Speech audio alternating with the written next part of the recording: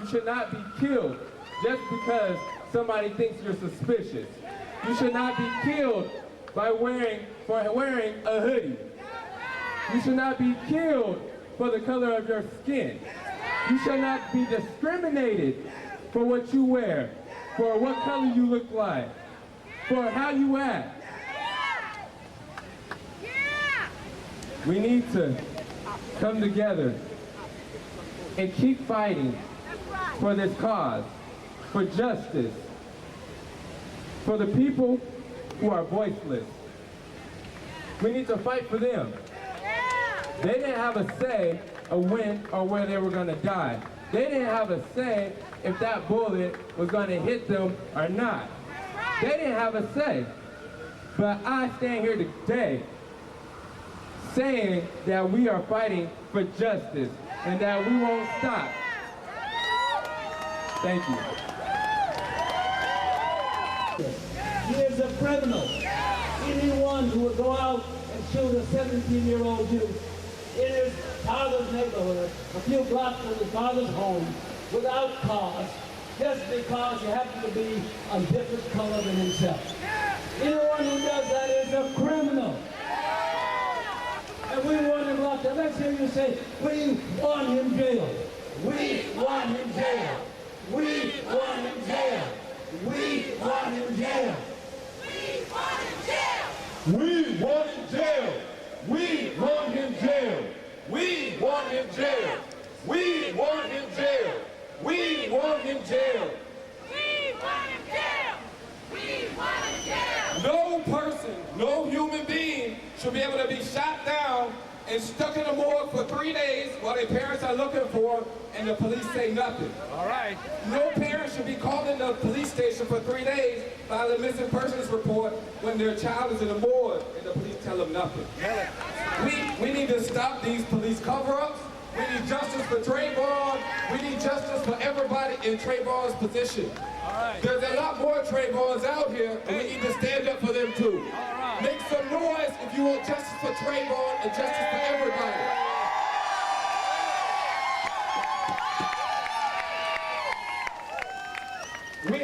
We have a few people here who are going to speak, who are going to shed light on the situation, talk about why things are like they are, and how we need to keep this fight going until we get justice, until things change. It's a beautiful thing that so many people came together, that so many people answered the call and came together to demand justice. But we have to come together, we have to stay together even when there's not a Trayvon Martin situation in Florida. We need to stay together so people don't think they can kill us and walk away with no punishment. We have to stop this or it will continue. All right. We have with us here Jesse Hagopian. He's a teacher at Garfield High. He's been doing work in the community for a long time. All right. Oh, here he is. He can tell you a little bit more about himself and what he's doing. Tell it now, tell it. Suspicious the system is. These racists keep killing kids. Suspicious. These racists Keep killing kids. suspicious. Keep killing These racists. Keep killing kids. That's right. You know, the Tuskegee Institute did a study that found that 3,446 black people were lynched in the South between 1882 and 1968. Okay. There was a bill that came before Congress, an anti-lynching bill, and a senator took the floor of Congress and said lynching is a necessary custom to control the Negro. It wasn't until 2005 that the United States government finally apologized for not passing an anti-lynching bill in this government. But today, they can't use such openly racist language to talk about keeping black people in control. But make no mistake about it, what happened to Trayvon Martin was lynching. What happened to Kenneth Chamberlain, a 68-year-old man with a heart condition, shot down by the police in his own home, was lynching. Now, they may not use such open language to talk about controlling black folks, but let's be clear, they are still talking about controlling black people, and you've seen it on TV, you've seen it on Fox News, where they say that Trayvon had it coming because he was suspended from school. I'm a teacher here at Garfield High School, and I can tell you this, that in every high school across the city, across this nation, black students are sent out from school, are suspended and expelled at much higher rates than white students for the exact same offenses. So that doesn't impress me that he was suspended. That just is further proof that we have a racist system in this country. So as a teacher, I'm working to organize other teachers here in Seattle to try to get us to stand up for our students, because that could have been any one of my students at Garfield High School, and that could have been one of your students, your teachers in the audience. So it's important that teachers get together, and I have a resolution that's going before the Seattle Education Association on Monday demanding the immediate arrest of George Zimmerman. I'm part of an organization called the Social Equality Educators, and we're going to launch a Teachers for Trayvon campaign in this city. I think it's important that teachers raise our voice against this injustice, against institutional racism, and for an end to the school-to-prison pipeline, and I did just that. Thank you. I did just that earlier this year. I took a group of teachers in the Social Equality Educators down to Olympia when Governor Gregoire announced she was going to cut billions from our education system in Washington State. We went down with citizens' arrest warrants for the Washington State Legislature. Because it says in our state constitution that education is the paramount duty of our state. That means before you fund prisons, you fund education. That means before anything else, you give our kids a future. So we went down with citizens' arrest warrants, and we interrupted their little meeting where they were getting ready to cut the funds, and we issued those arrest warrants.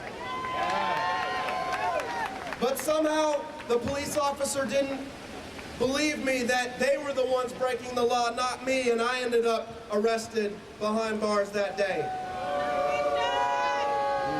But I think all you need to know about this American system is that I was arrested for trying to get more money for our schools, and George Zimmerman can shoot down a black youth in America and walk away free.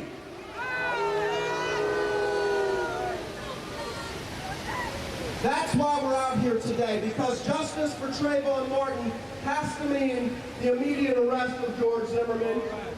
Justice for Trayvon Martin has to mean George Zimmerman behind bars, but it has to mean much more than that. Arrest Zimmerman now! Arrest Zimmerman now! Arrest Zimmerman now! Arrest Zimmerman now! Arrest Zimmerman now! Arrest Zimmerman now! Arrest Zimmerman now! Arrest Zimmerman now! But I think it also has to mean much more than just arresting George Zimmerman. Because what if Trayvon hadn't been shot down? What if he was alive with us here today? He would still be facing that school-to-prison pipeline. He would still be facing an unemployment rate in the black community that has approached the levels of the Great Depression. He would still be facing racist police in his neighborhood. And so justice for Trayvon Martin has to mean dismantling the new Jim Crow that exists today. It has to mean justice for Trayvon Martin has to mean tearing down these prison walls. Justice for Trayvon Martin has to mean building schools in black communities and funding them.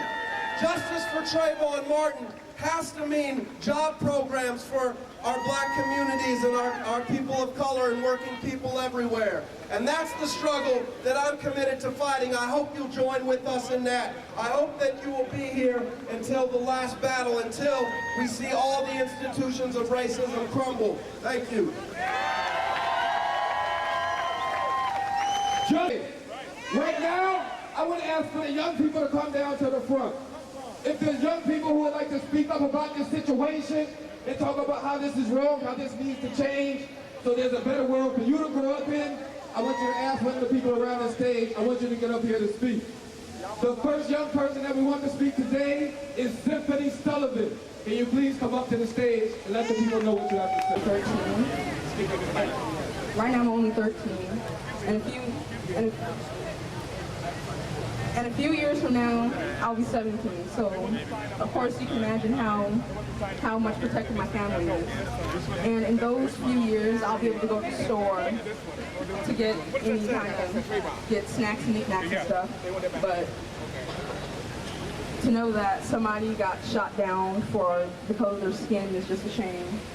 But the biggest factor of the situation, other than racism, is fear. Fear was on both sides of the parties. For Zimmerman,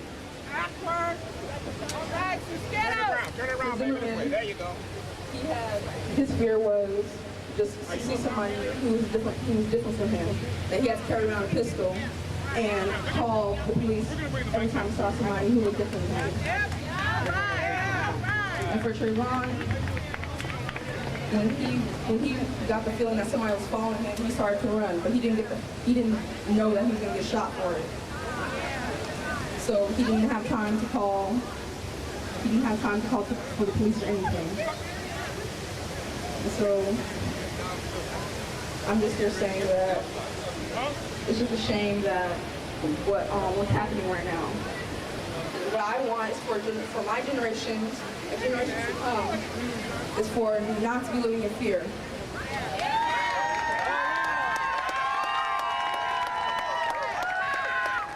Because there's nothing to fear but fear itself.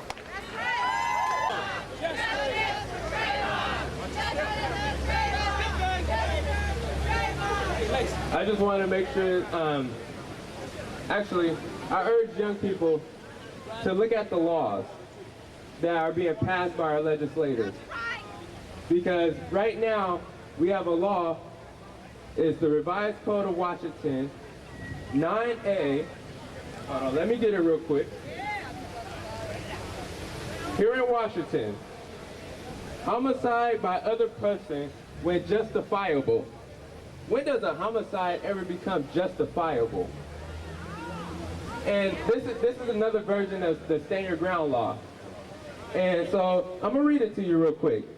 It said, homicide is also justifiable when committed either in the lawful defense of the slayer or his husband, wife, parent, child, brother or sister, or any other person in his or her presence or company when there is reasonable ground to apprehend a design on the part of the person, and there is imminent danger of such design being accomplished, or in the actual resistance of an attempt to commit a felon upon the slayer in his or her presence, or upon in a dwelling or other place of abode in which he or she is. I'm gonna ask Mr. Bible, James Bible, to come up real quick to that the homicide was justifiable without any reasoning or anything. All right. My name is James Bible. I'm president of the Seattle King County branch of the NAACP and legal redress for the NAACP state conferences for Alaska, Oregon, and Washington.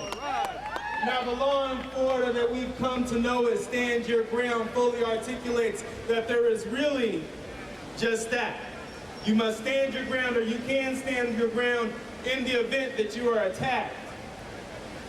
Now, in the state of Washington, we heard the law, but our law is not necessarily as clear, but I'll tell you what happens in a courtroom in terms of self-defense. What we have is no duty to retreat. which basically means stand your ground. But I don't want you today to be concerned or confused about the law, because the law of self-defense may be in place, but its application is what is incorrect at this moment in time. It is the application of this particular law.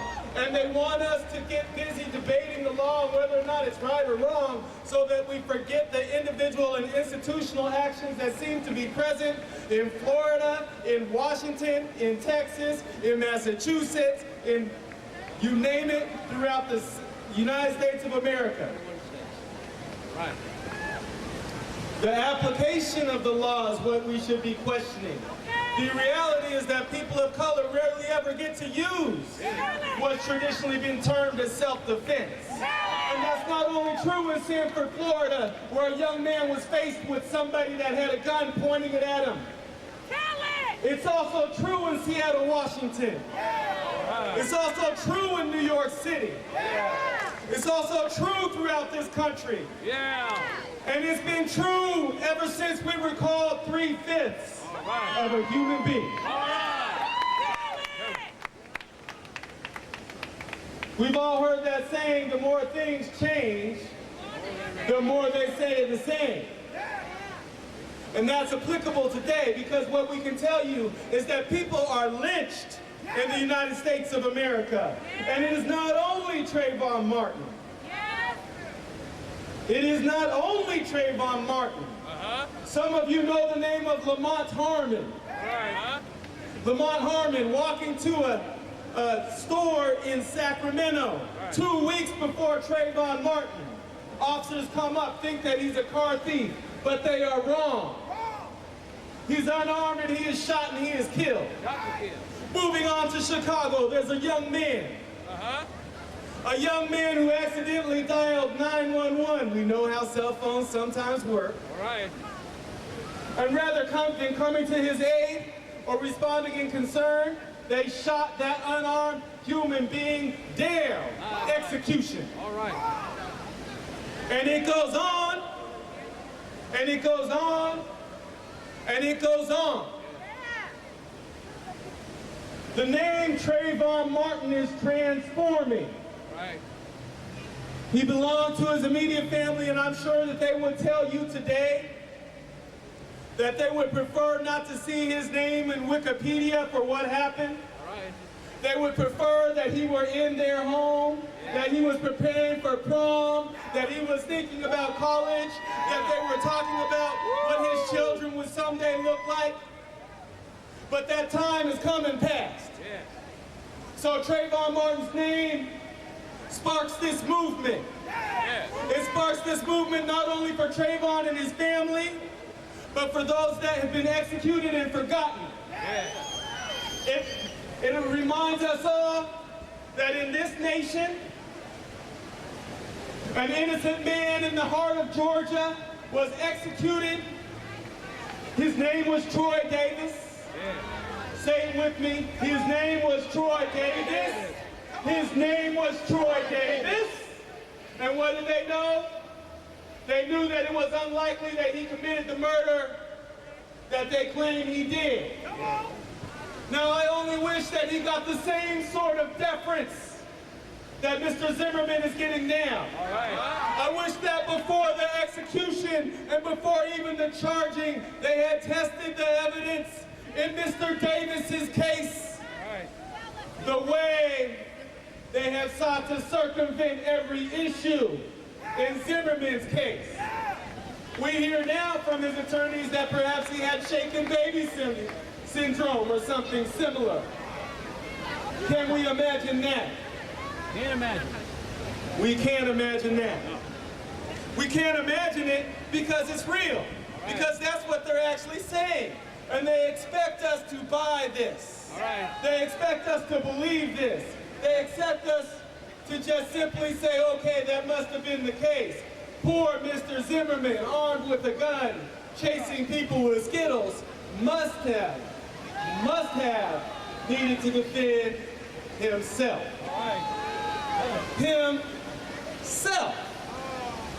Himself. This is a reality in our system. our system everywhere. Now, I want to be clear. I want to be crystal clear. When we say that this is a movement, when we say that things are transforming, we're saying that things are only just beginning. We must unpack the institutional inequities that are present in our society. We must not ever back down, never back down.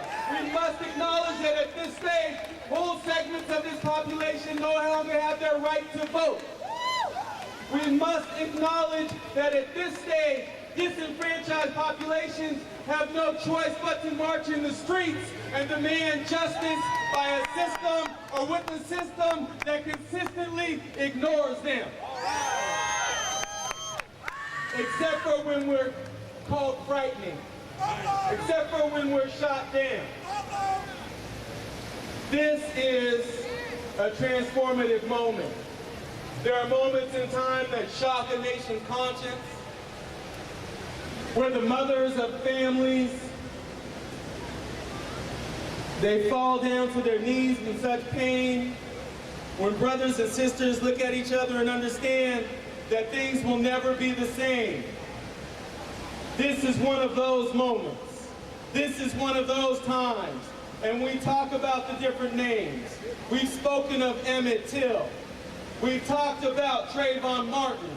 And in between that, there are so very many more that are lynched and have been lynched in the United States of America. All right. We will not stop. We will not back down. Prepare for marches all summer. Prepare for events all summer.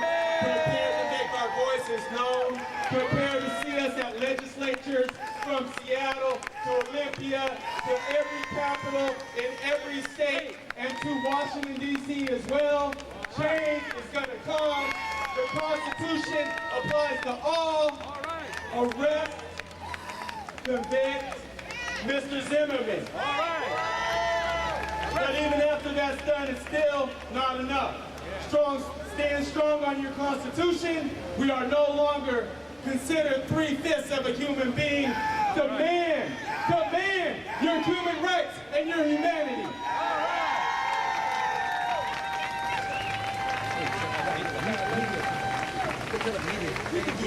I have to announce the media count. I've been instructed to tell you that you were 2,500 coming down here. Hey, oh, the new Jim Crow gotta go.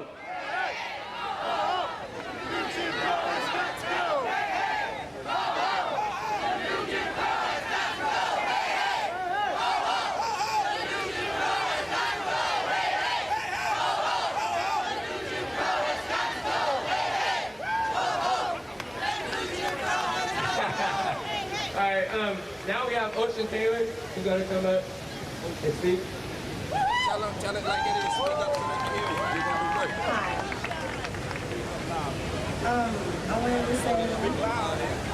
I wanted to say in a couple of years, me and my little cousin will be 17, and how we know that if we will walk to the store, people will try to shoot us down for the color of our skin, thinking that we're suspicious.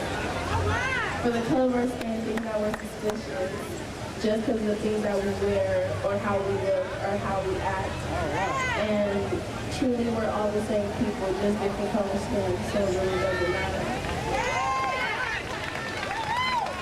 Justice for Trayvon! Justice for Trayvon! Justice for Trayvon! Justice for Trayvon! Justice for Trayvon! What do we want? Justice! When do we want it? Now! What do we want? Justice! When do we want it? Now! What do we want? Justice! When do we want it? Now! What do we want? Justice! When do we want it? Now! What do we want? Justice! When do we want it? Now! What do we want? Justice! When do we want it? Now! What do we want? Justice! When do we want it? Now! All right. We're going to come together. We're going to stay together until we get some justice. A change will come. We're going to make a change come. I have a young man I want to come step forward right now and talk a little bit about this situation and things he's doing. So I just want to do an announcement on our study group that we have on 23rd and East Yesler Way. It's based on this book right here that pretty much explains a lot about the prison industrial complex. It's called The New Jim Crow, Mass Incarceration in the Age of Colorblindness. And so this is a very important book, and so we're going to be doing a study group on that. So I'm going to just read off the flyer because I don't have anything exactly to say exactly.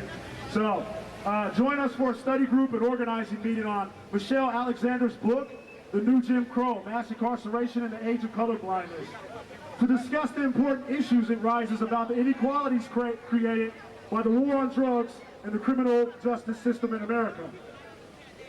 And a country that boasts the highest incarceration rate in the world, including an astonishing percentage of racial and ethnic minorities, the beginning of a conversation to discuss our criminal justice system within the current voting system movement is a distinct opportunity. As noted by Alexander, a key prerequisite to effective social action must begin with a dialogue and a conversation that fosters a critical consciousness. And so we hope to see everybody there. This book pretty much gets the guidelines and further applications to further organization that we're going to be doing here in Seattle. So thank you.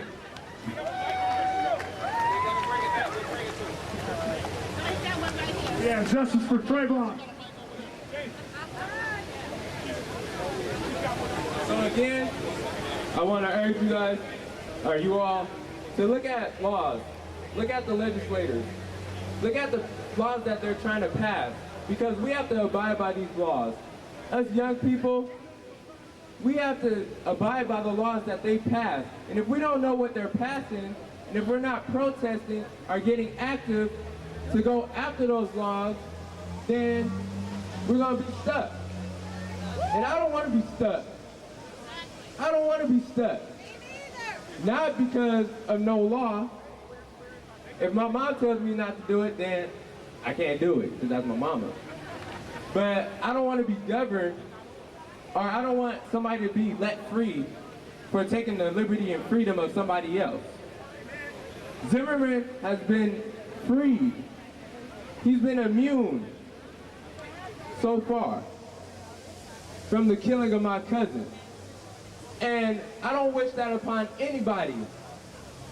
We need to make sure that these laws won't ever come up again.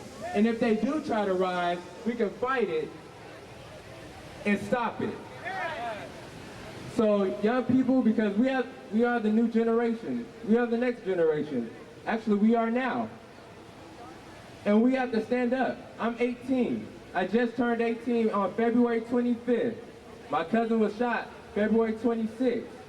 I was in Orlando for the All-Star weekend, the NBA All-Star weekend. So it's hard that his last words were help, and that nobody was there to help him. And that it took 3 days for my family to find out that he was shot and murdered, cold-blooded, for looking suspicious. I want to keep you guys with that last thought. He looked suspicious. And now we have Reverend Harriet Walden.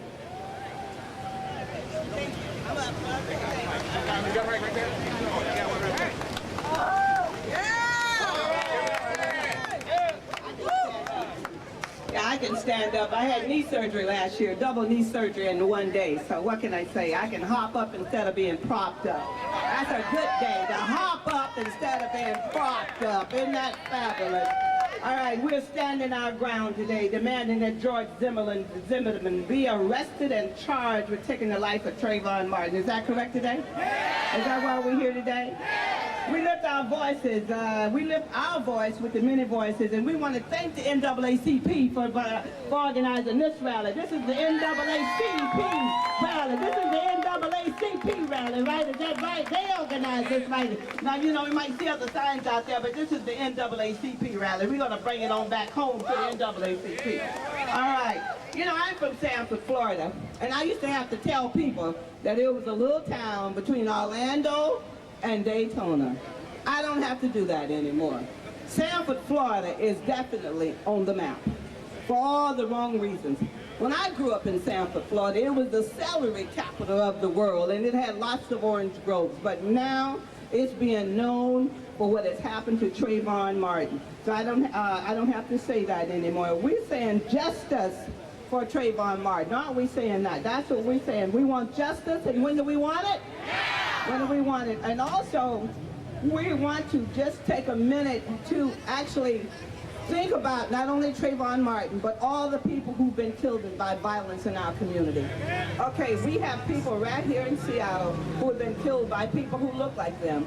So we're not taking away from the event talking about Trayvon Martin and wanting justice, but we have people right out here right now who have lost a family member to violence, and we want to just shout out for them, Tyrone Love and all of these other people who lost their life here in Seattle right now.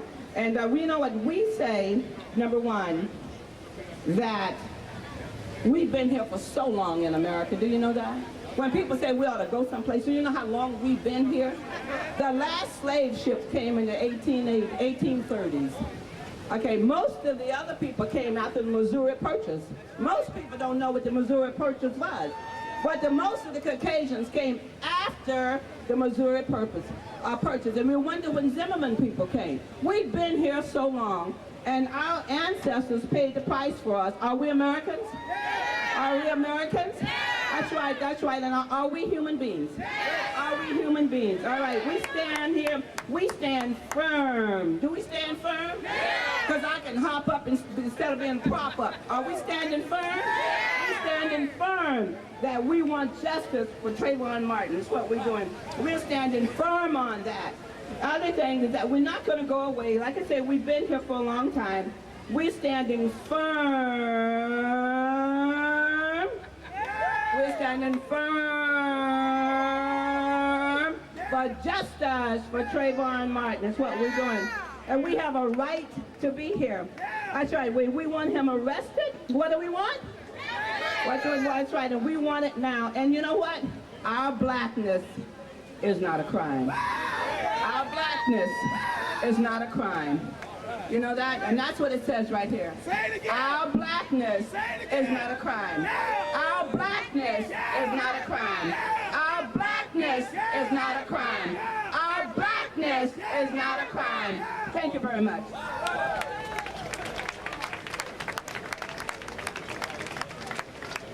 Hello? Okay. Now we have a young man. You go to Garfield, right? From Garfield. His name is Quincy, and he's going to speak on justice for Trayvon Martin. All right.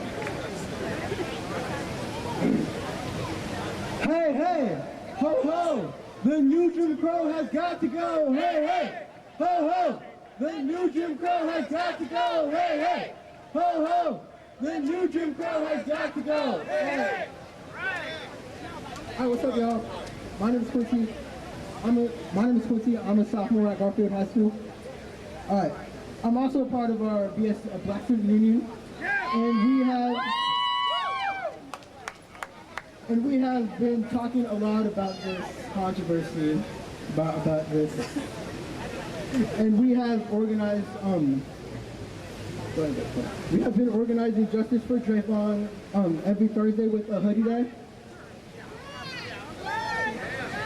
The students wore hoodies, and we also had a speak out in our cafeteria. It was awesome.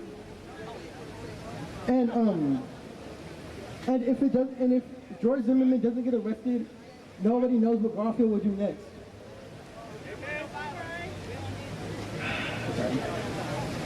All right, and also, me and Mr. Hogan Scott, we have been talking a lot about this. And I'll just tell you, we are fed up that they have not sent George Zimmerman to jail. We think there should be justice. Justice for Trayvon.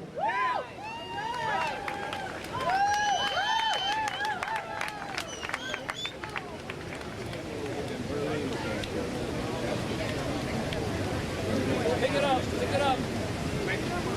What are we here for? Justice for Trayvon. We are going to change, and we're going to stick together until this battle is won.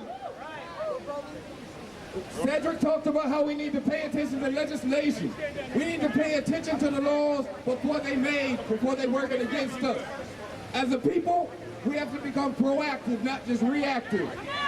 We can stop a lot of this that's happening if we come together and stay together before the emergency comes. Next, we're going to have Berlene Jones speak a little bit. She's going to talk about how important it is to vote and how we can get involved with controlling the laws that govern our lives. Good afternoon, brothers and sisters. I'm Berlene Jones, the Labor and Industries rep for the NAACP. We talked today about getting justice. We talked today about having the power to have our voices heard. We talked today about having the violence perpetrated against us stopped. But we can't do any of this unless we have the power to make the change through our votes and through changing legislation. We can talk all day, brothers and sisters. It's a beautiful day in Seattle. The sun is shining. But when you leave this spot today, every single one of you have to become a voter registrar. Every single one of you have to register people to ensure that our voices are heard, not just in Westlake, but they're heard across Washington State. They're heard across the nation. We are going to start writing our own legislation to prevent these kinds of injustice happening to us. But we cannot do it unless you're involved, unless you're registered and ready to vote. I challenge you, brothers and sisters. When we leave here today, we're on a campaign to make 2012 in Washington State the biggest turnout for voters they've ever seen. We're going to let them know